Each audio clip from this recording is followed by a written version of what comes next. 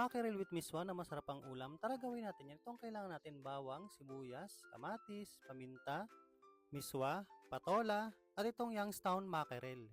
Para sa akin kasi panalo tong Youngstown's mackerel dahil gawa lang naman siya sa imported high quality fish, rich in omega-3, no preservative added, at natural pa ang kanyang oil. Dahil alam namin pag Youngstown's product ay masarap talaga at napaka-quality dahil 2 beses na silang nakatanggap ng International Best Quality Award, kaya lagi namin pinipili ang Youngstown. So igasa lang natin lahat ng mga sangkap guys at ilagay na natin yung Youngstown's mackerel.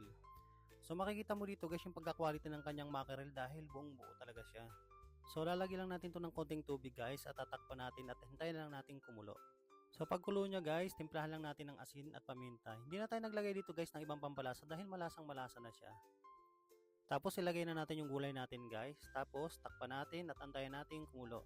Pag kumulo na siya ulit, pwede na natin ilagay yung ating miswa. Then antay lang natin lumambot at ready to serve na. So guys, ganun lang kasimple. Ito na ang ating Youngstown's mackerel with miswa. So pwede mong i-try ito guys. Alam kong mapaparami ang kain mo dito.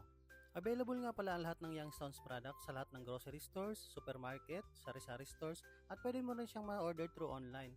So ilalagay ko na lang yung link ng kanilang shop sa mga prepare mag-shop ng online.